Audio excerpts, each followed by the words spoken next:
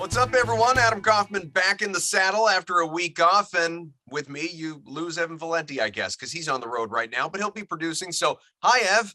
Jared Weiss is with us from The Athletic, and we thank you for being here with us. Something that I never, ever, Jared, remembered to say until the very end of the podcast when people probably tune out. I'm going to say off the top of the show. I'm going to do it off the top of the show because I want as many ears on this as possible. Cardinal rule of podcasting that I never follow.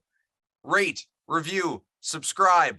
Help us out, people. We're having fun, obviously, but we want to hear from you. And you know what? The reviews, the ratings, they just don't come in often enough. And I think I take that upon myself for not reminding you. So let's hear from you guys. We appreciate you. Anything you like, don't like, whatever, just, hit us with the info. You're used to this, right?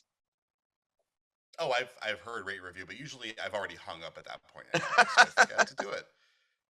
It's good to have you here with us. You have been a busy man, obviously, going, right from a long, grueling regular season, 2-month playoff run, especially. I know you kind of go league wide at this point, but, with your focus being the Celtics, it always helps and probably makes things a little bit busier when they go to the NBA Finals.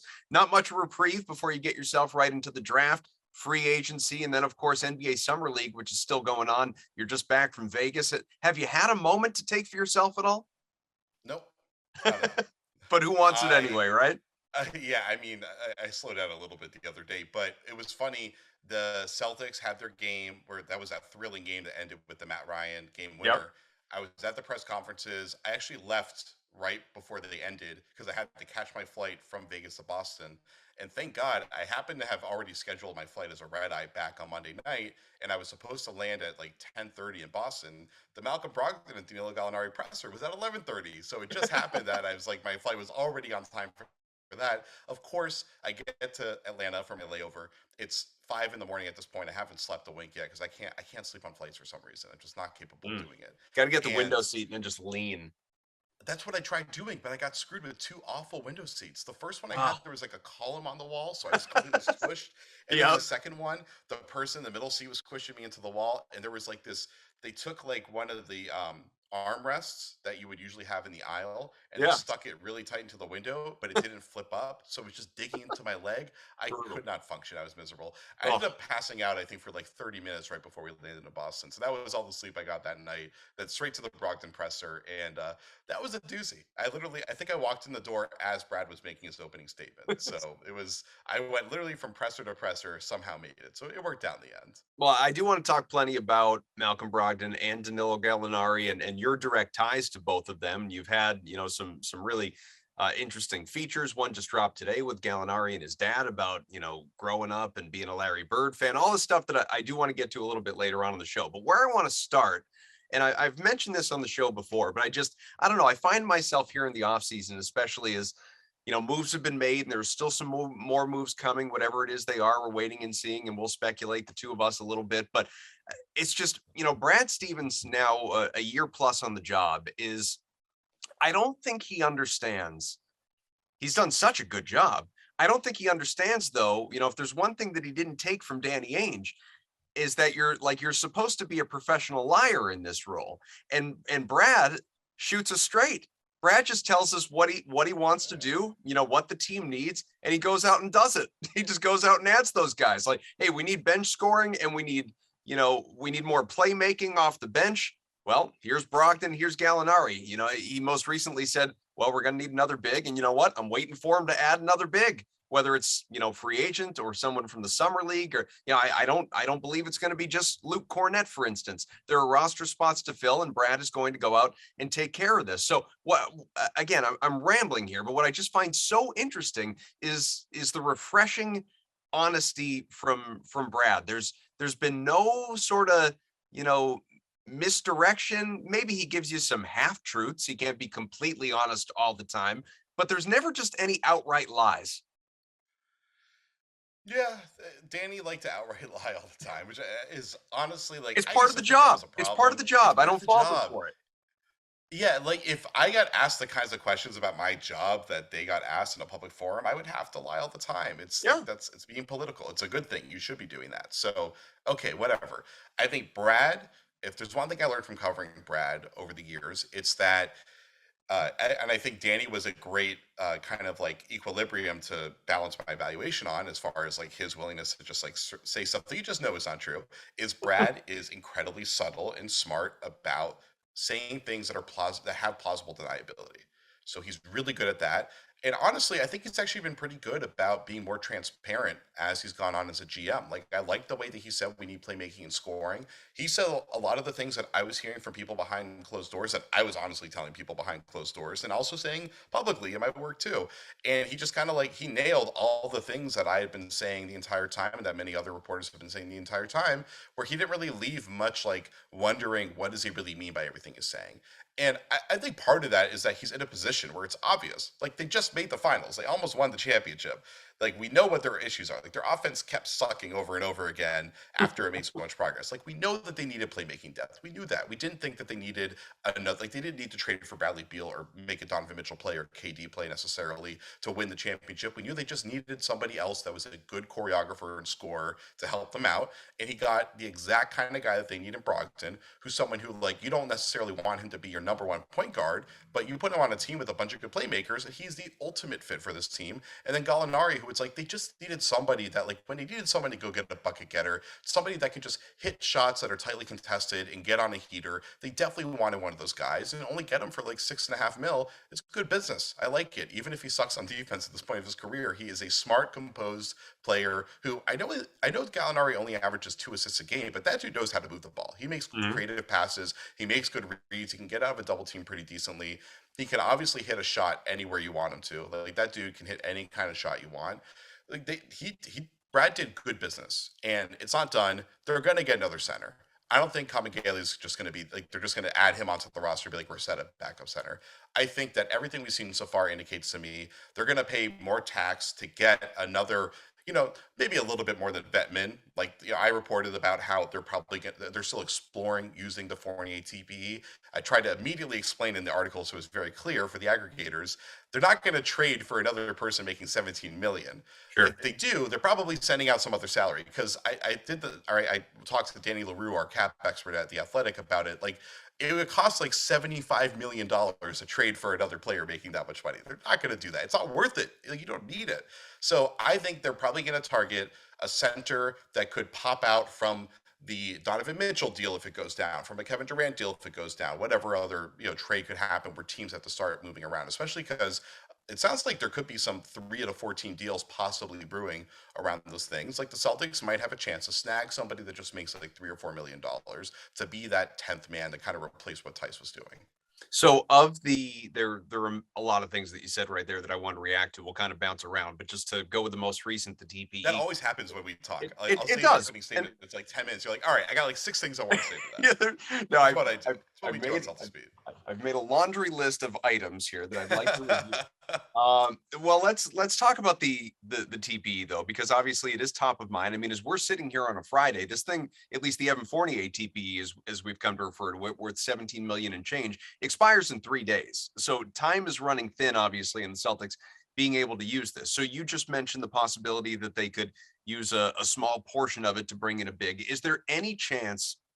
Because if you're not using much of it, like, you could just use a different TPE for that, as one that's going to expire down the road. Is there any chance that, and we've mentioned this sort of in passing on the show before, that the C's would use the TPE, pretty close to in full, or, whatever, just to basically reset? And what I mean by that is, bring in a guy that a team's trying to get rid of that makes, 15, $17 million, whatever it is, and flip him and get another TPE out of it, and give your, kind of, it's sort of similar how they, like, the Hayward TPE became the Fournier TPE, could become the X TPE. You know what I mean? That's tricky because technically your tax bill isn't calculated until the end of the year. So I think you Which is could. why I was I'm thinking pretty about sure. that.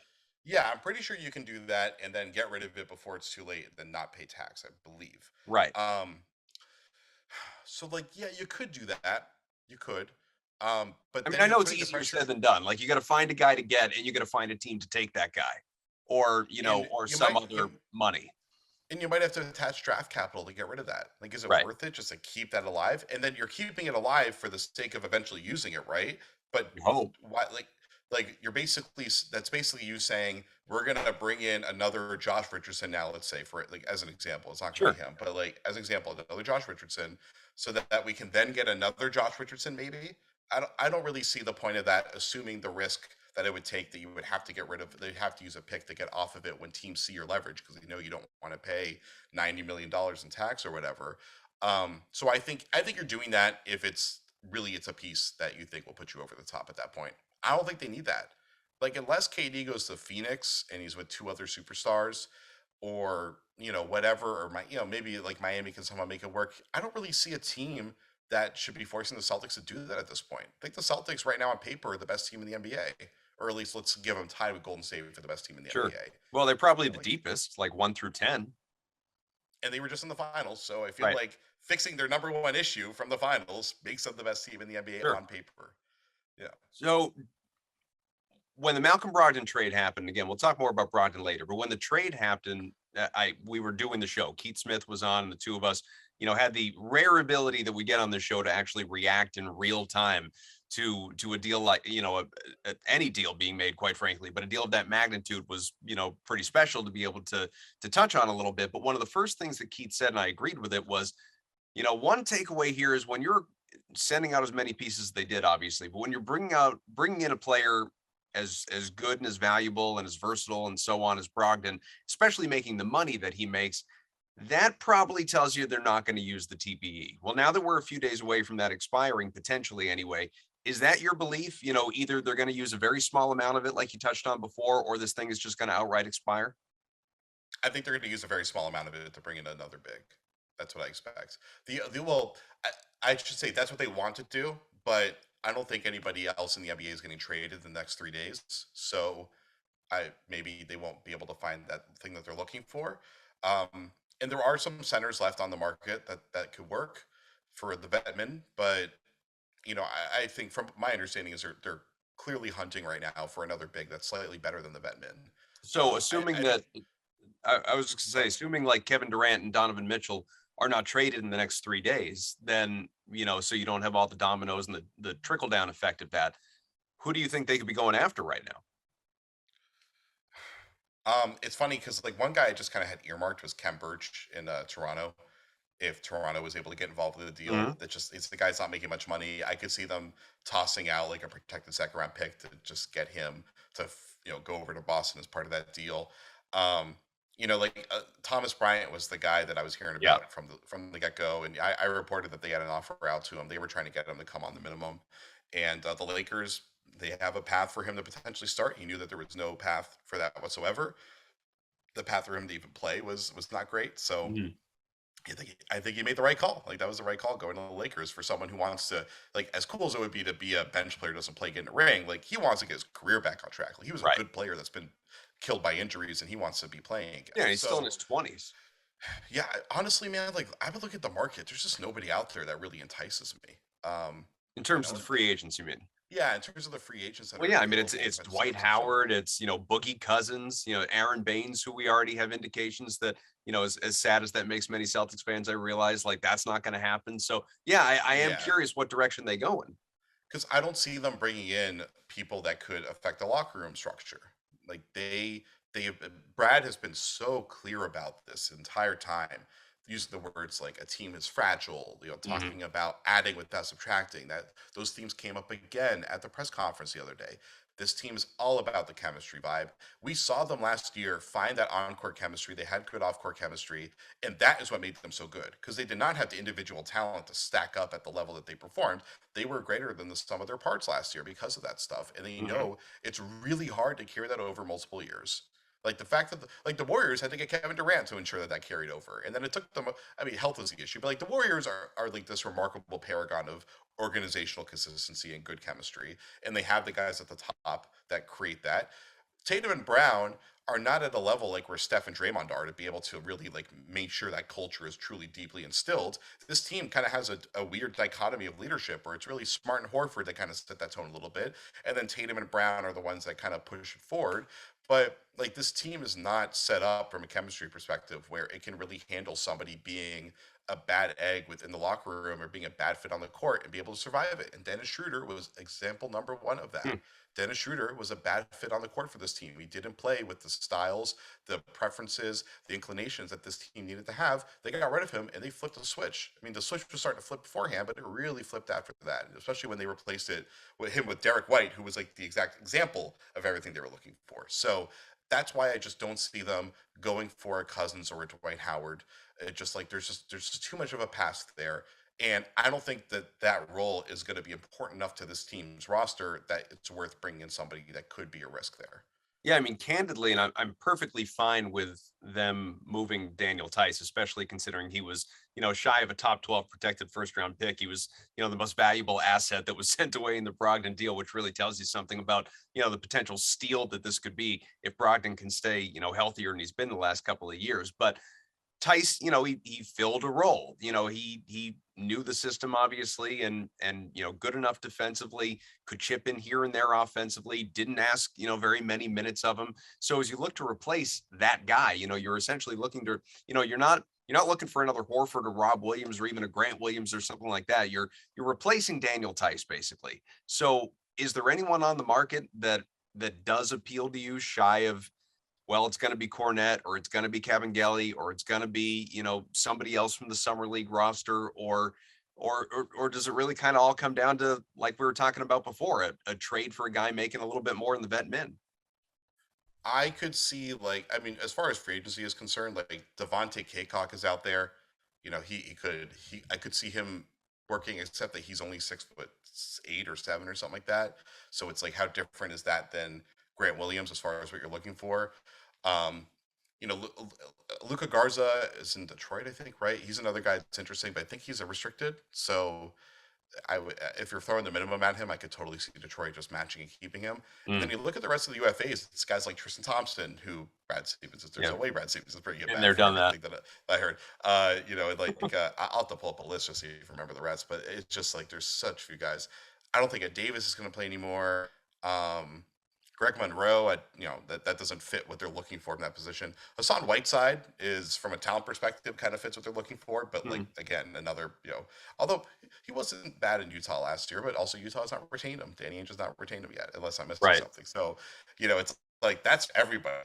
Yeah, this list has Dwight Howard, Ed Davis, Whiteside, Garza, Thompson, DeMarcus Cousins, Kaycock, and Greg Monroe. This is Spotrack's Hmm. free agency tracker. That's literally all the centers left on the market. There's not really anybody there.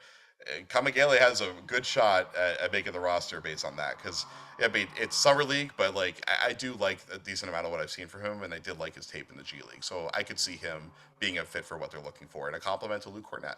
And he has some NBA experience, obviously. He's a former first round pick at the Clippers. He's played a little bit in the league, at least, as compared to some of these guys that you typically see in summer league.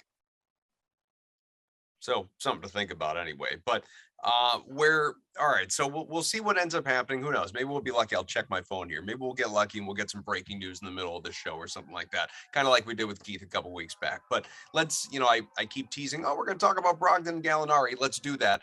Now, this is where I could have looked this up, but it's more fun to just guess sometimes. I'm going entirely off of memory here. But you have relationships with both of these guys, correct?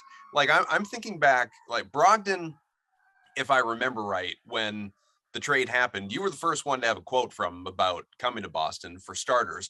But also even Yeah, before I that, like interviewed him didn't right when the trade happened. yeah, and didn't you a couple years back, or pandemic blur, I guess, but in the not too distant past, you did a piece with him, what, in Africa, right? Where, or at least I know he goes to Africa every summer. Didn't you do something with him in the past about some of his charitable work and stuff like that, or am I completely making that up?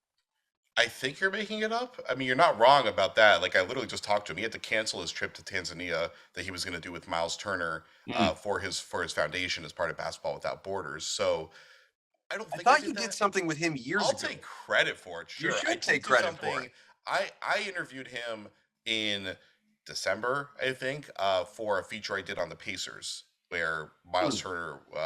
It was kind of like the feature that the day before Shams and our Indiana writer Bob Kravitz. They broke that the Pacers were considering blowing it up, and then I was in Indiana right then doing another Gotcha. story, and we got everybody. I got everybody on the record, including Malcolm and Sabonis and Turner and Rick Carlisle and Kevin Pritchard, the president, and they all talked about basically the future of the franchise and about maybe blowing it up, and that's exactly what they did. They blew up the franchise.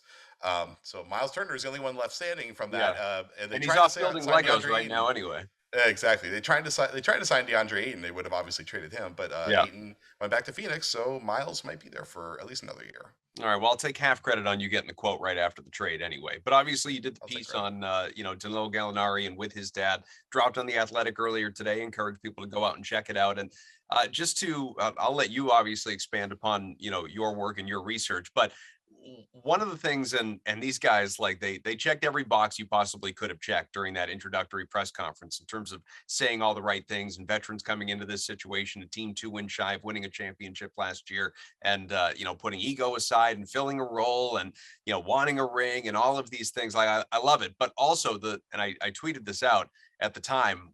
I just, whether it was Brogdon talking about growing up loving the Celtics because his grandfather was obsessed with Bill Russell and Red Auerbach, or obviously, as you'll talk about, Gallinari saying that, because of his dad, he's long been a Larry Bird fan, always dreamed about playing for the C's. I don't even care if guys make that stuff up during these press conferences. It just hits me. It gets me in the feels. I'm sentimental about that stuff because in today's day and age, like there really are not many, and it's sort of I guess an attack on the youth of basketball culture today, but there aren't a lot of basketball historians out there. So when I hear stuff like that from players, I love it, Jared. I absolutely adore it. Yeah, I mean, I think what makes it fun is just that those guys are far back enough that you wouldn't expect somebody to be watching that stuff. Like everybody watched Kobe from my generation. Sure. Everybody a little bit before me watched MJ. Those are the guys you expect. LeBron too, all that stuff. So it's like when someone said that they grew up and they were thinking about Bill Russell, like that's I don't think that's like I think people forget that if you know who Bill Russell is, you would imagine that somebody who plays in the NBA probably knew about Bill Russell too, right? They were a little bit, as much as you love basketball, as much as I love basketball, Malcolm Brogdon's life revolved around basketball a little bit more than mine did. Yes. So it's not a shocker, but it's cool. Like it's cool because I think what at least makes sense for this thing is that Brogdon too, but like Russell and Bird represent something about basketball that's special, which is that they represented the kind of like the mentality side of it, right? Like Bill was the great champion because of the way he thought the game, the way he worked, the way he innovated.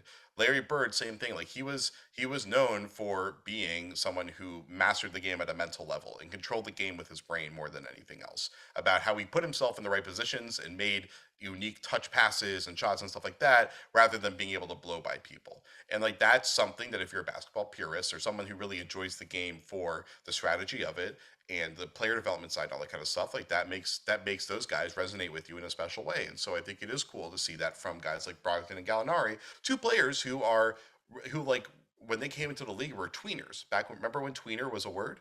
Like Hmm. Gallo was a tweener, like a four that wanted to play a perimeter face-up game and shoot the ball. People didn't really know exactly what his role was, and I think he was picked like sixth in the draft, right, in 2008. And there was a little bit of like a why are you taking a Euro tweener this high in the draft?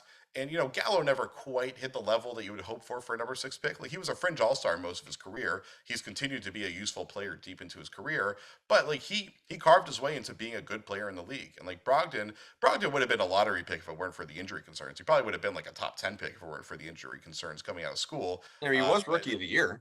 yeah, and he's been good, but he's also been hurt, and that's why Yeah. like the Celtics pick is not just like a slam dunk. The 30th pick in the draft, honestly, for him with his injury concerns, is probably a slam dunk. But it's like this is why it only took a late first round pick to get Brogdon. And honestly, I thought the Brogdon deal was phenomenal. And then I got the summer league, and people were like, "I can't believe the Celtics paid a first for Brogdon." And I was like, "Jesus Christ! Like, is his injury concern that bad?"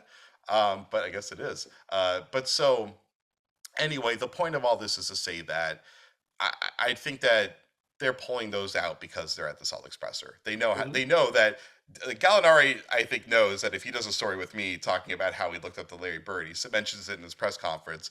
Like the Celtics fans are going to eat it up. I'm sure it's true. I don't think he's completely making it up. We do have at least that photo of him as a 17-year-old Yeah, I in the was gonna Celtics say. jumpsuit. And as soon as I went over to talk to his dad, he immediately started talking about how much he loves Larry Bird and all that stuff. So like, it's legit. It's not BS. But he wouldn't be talking about Larry Bird if he was joining Sacramento right now. Like, there's a reason why he's talking about it in Boston.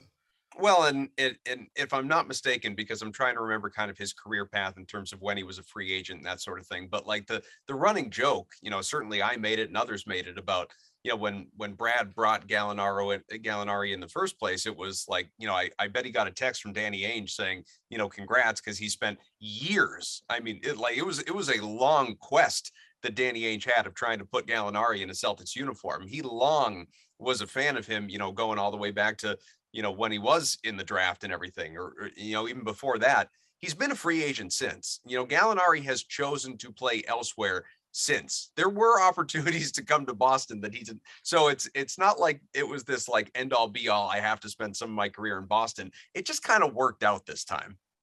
I get it. Like, I grew up a Celtics fan, and now I'm a professional. I don't root for them anymore. But How dare you? if I will, but the point being is, like, if I went my whole career never covering the Celtics, as long as I found situations I was in that I loved, those would be my new homes, and Yeah. I wouldn't be a problem.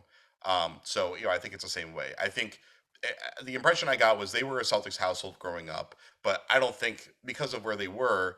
I don't think it was like they love the Celtics and they hate everybody else. I think it was like they loved the NBA and they were big Celtics fans in that household. And what's funny about it was I mentioned this briefly in the story on The Athletic is I did a feature, I think like last year, where I talked to the guys that called the very first game ever broadcast overseas, and they broadcasted from Milan, where Danilo was from, and it was a Celtics Lakers game back in 1981. And so I just thought it was really cool thinking about like, oh, this story I worked on before, and this kind of origin story of the European expansion into the NBA, which obviously has like completely changed the shape of our game. How like Danilo was kind of a product of that. And I thought that was just really cool. It's funny how these things all kind of connect. Was there anything that was said or not said? I mean, I guess however you want to interpret my question, but was there anything in that press conference as you listen to these guys talk for 30, 40 minutes, whatever it was, and you've had conversations around that press conference as well on an individual basis? Again, they checked every box. They said everything you could possibly want them to say during that introduction. Was there anything that felt not insincere, but less than sincere? It was, like, let's just, we're giving the people what they want? Or do you believe that, they are coming in every bit as championship hungry and selfless and ready to just fill a role as it sounds like they are? Um, I mean, I know that like the team made assurances to Danilo about his playing time, so it's not like he's not signing here thinking like, oh, I hope I get minutes around Grant Hmm. Williams. So he's signed expecting 20 minutes a game minimum. He wants to be a core rotation player. He's still good and he still should be for sure. So I don't think Danilo said anything about like I'm willing to step back and do whatever because obviously who would sign somewhere being like I hope I play 10 minutes a game. You don't Right. get a press conference like Luke Cornett did not get a re-signing press conference. It's like you're not getting a press conference if you're playing less than 20 a game. How far So we've come from the Gerald Wallace and Chris Humphreys and so on hey, and that so was a forth new press era. conference. That I That mean, you was a had to new do you era. had to do a presser for that, That was the obviously. Brad era. That Yeah, was the I mean beginning of the wherever. that that presser was Beginning of the for us to rebuild. talk to Brad and Danny, I think, if I Yeah. remember correctly. I was pretty new to the job at that point. But so, Anyway. there was that. One thing I remember personally was I asked Brad about ownership giving you the green light to make the spending. About can you tell us when did you have conversations with them about the level of moves you were going to make, and therefore how deep you're going to dive into the tax?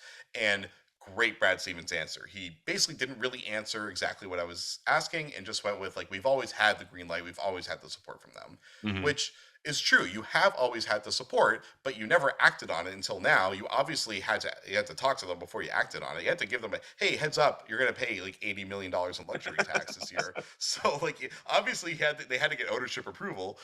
So he kind of dodged. He sidestepped that one in a masterful way, in a way that that was kind of a Danny-ish answer. Now that I think about it, I'm sure Danny was nodding and smiling somewhere when he saw that.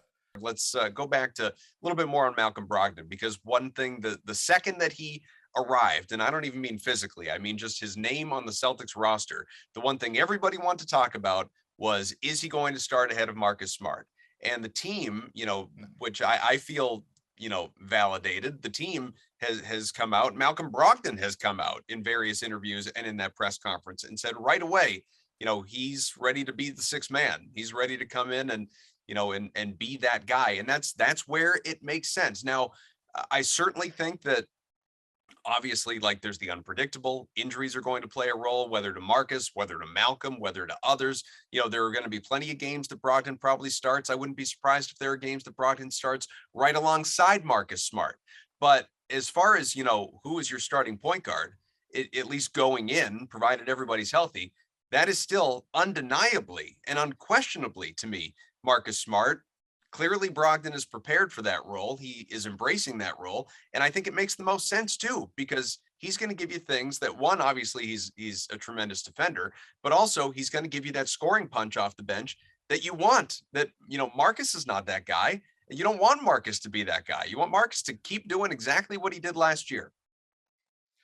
Marcus Smart won Defensive Player of the Year last year. Like, he's a starting point guard in the NBA. It's Agreed.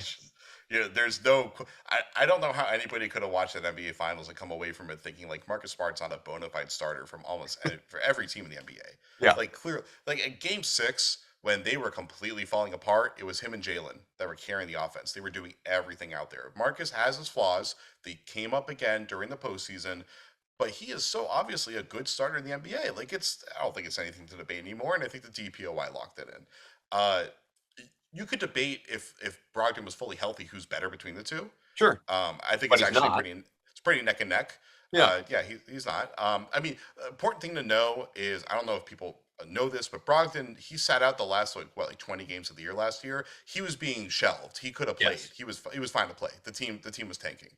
Miles Turner, he could have come back like with a month left, but he didn't want to come back on, like on a bad foot and, play 70%, not look great. Like, he wanted to sit. Malcolm wanted to sit. Like, it was mutual. Everybody was on the same page. So that's why those guys didn't play as much last year. So Brogdon had a big injury last year, but he could have played 60 games or 50 games or whatever. So, like, his injury history isn't as bad as it looks, but it's not good either. But either way, Marcus Smart should clearly be starting. The only question is, were they going to move Horford to the bench and put Brogdon up in the starting lineup? But the starting lineup was incredible last year. It was the best in the NBA. The issue was the offense throughout the game would have these huge lulls, and that's where you need your sixth man to be able to come to the game and choreograph and score. So he's the perfect sixth man, and I assume he's going to win sixth man of the year this year. Unless I'm forgetting someone.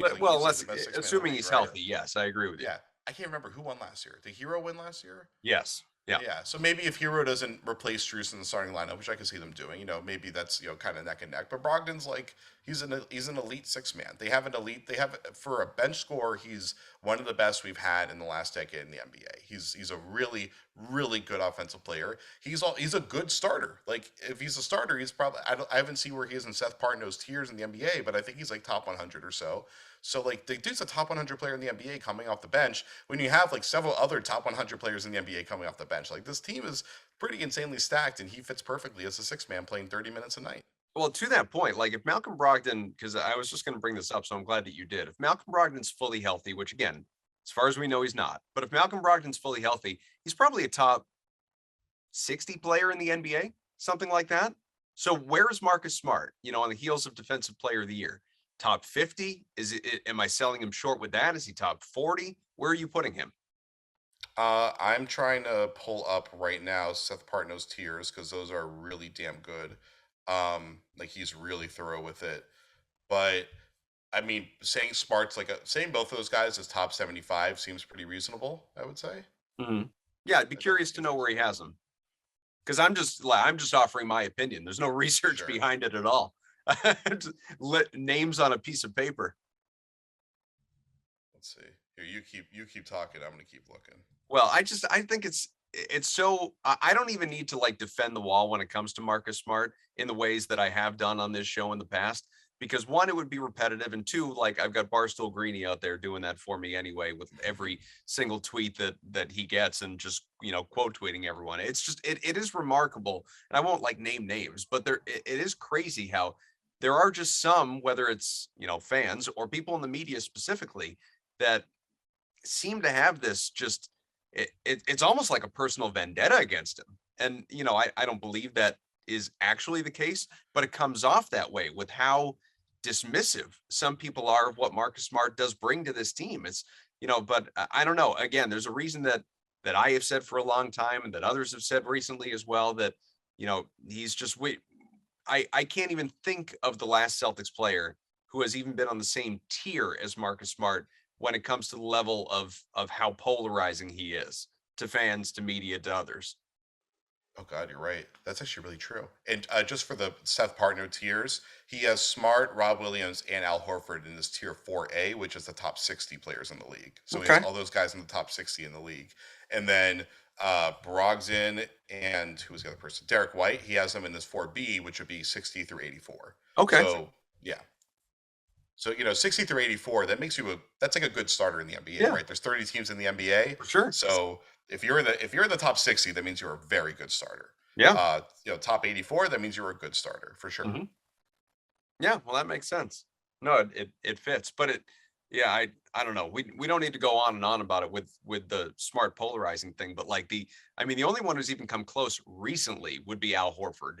During his first stint with the team, not this past year. Because he's With another all the average Al stuff and all that. Obviously, but it's before that, like it's I've ignoring Horford, like the guy that has come the closest to me that I've compared to Marcus Smart in terms of polarizing, or the polarizing scale in Boston sports, is Tuukka Rask. Like that's they're just as good. He's arguably the best goaltender that the Bruins have ever had in their history, and yet there are plenty of people that'll still tell you like, wouldn't trust him in a big game. Get rid of him. Stinks. All of that. Obviously, I know he's gone. He's retired at this point, but Smart's just another one of those guys. Like defensive player of the year. I can't remember, Jared, and I tweeted this out at some point. I can't remember the last time that a guy won, like for any team, a guy won defensive player of the year, and the immediate reaction was, he's not that good. He's not a good. What game are you guys watching? You think this is the best defender in the NBA? Also, I think the one person I can think of from my childhood that was as polarizing was JD Drew. People hated JD Drew so much, but then he would also be like a pretty solid outfielder and hit 300, didn't he, most of the time? Not most of the time in Boston, but he, certainly in his career around Boston, people forgave him around here because of obviously the homer in the playoffs. But, for the most part, that was another guy that, perennial underachiever, at least in Boston, but around that for sure. Definitely. We don't have too much time left in the show because I don't want to keep you forever, but, as it relates to Brogdon and Smart and Derek White, well, now you have Payton Prtichard, who, it took him forever to get out of Ime's doghouse last year to actually, rejoin the rotation, which obviously as a rookie, he was largely part of under Brad Stevens. Many of us were, banging our heads against a wall, wondering why he wasn't playing, finally gets an opportunity. For the most part, I think took advantage of it. He, was pretty good in the playoffs when he had a chance in those first couple rounds in particular. What becomes of him now if this is the point guard depth in front of him? And I know it's foolhardy to presume health. Things happen, they always do. But I can't. You brought up Max Strus before, and very different situations.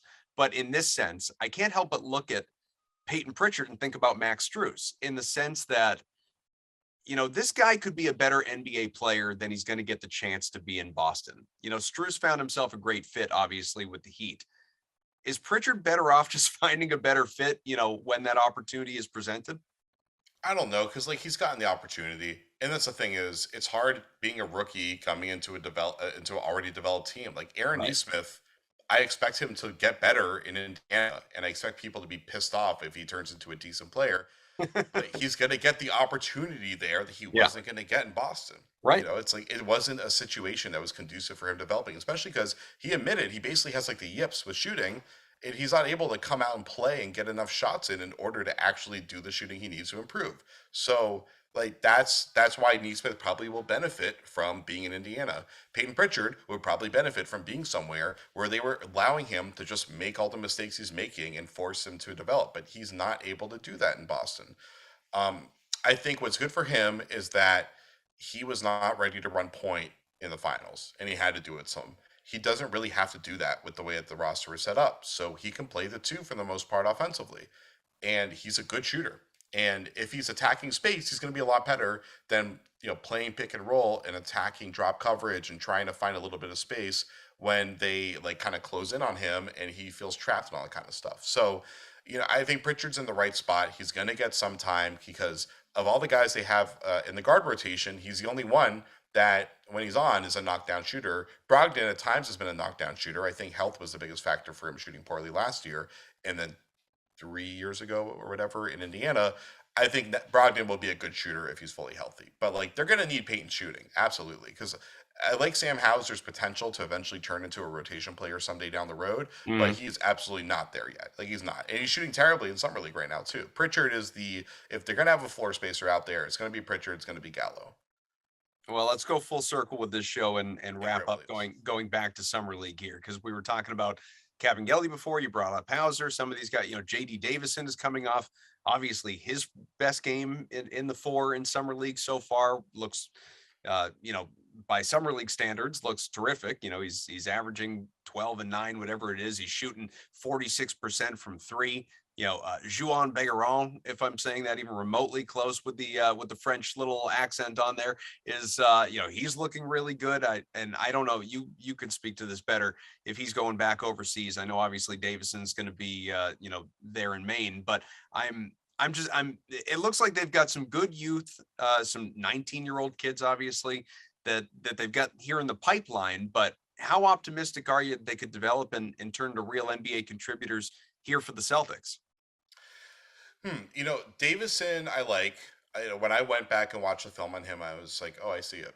And I was surprised that someone hadn't taken a flyer on him earlier, just because he's someone that, if you're willing to live with the mistakes he makes, he brings so much to the table. And we've seen it in the summer league. He's basically the exact same player in summer league as he was on the tape that I watched of him from Alabama. I guess maybe the upside is that it's harder at the summer league as players are better, even if teams aren't as good. So if he's still performing at that same level, then it's probably a little bit of improvement there. But he has so much to work on if he wants to run point. Like if he wants to play on ball in the NBA, he's just not close yet. But he makes pretty decent reads. He also jumps in the air and tries to find someone. Somehow does. Like he had this one pass to, I forget who it was, one of the shooters at the top of the arc, where he like was driving towards the hoop, got in the air, looked to the corner, didn't have anyone, looked to the elbow, didn't have anyone, and just kind of like blindly threw it like over his shoulder and somehow hit the guy on the numbers. I was like, how the hell did he do that? Like that's insane that he hung in the air that long. That was like a John Morant level kind of pass. And so he's just like, Ime's not going to play somebody doing that kind of crazy reckless stuff in the NBA yet. But like with 2 years of development, I could see him being at the spot where Payton Pritchard is now, or not quite, like Pritchard was playing in the finals, but like I could see him being in the spot where he's getting a little bit of time. So sometime next year that could happen. I just wouldn't expect him to play at all this year. He might come in and blowouts and stuff like that, but that's pretty much it. But they should keep him around. I like his talent. He's interesting. He really is. He is fun, and he brings something unique that this team doesn't have a lot of. But with his speed, athleticism, he's able to get into spots with a level of explosiveness that most guys aren't able to do.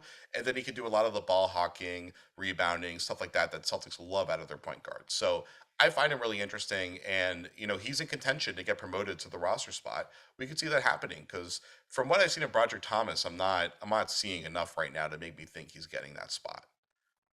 Well, keep in mind too, with respect to Pritchard, yes, he's only been in the NBA a couple of years, but he's what, 5 years older than Davison? Yeah, he's what, So 23, 24. yeah, so obviously personal maturity and growth and all of that, 4 years of college versus just the one. So it all adds up for sure. Make sure you check out all of Jared's work at The Athletic, including the new article today with Danilo Gallinari and his dad about growing up, being a Larry Bird fan, being a Celtics household, all the stuff that we already talked about earlier in the show. Rate, review, subscribe, all that good stuff that I mentioned as well.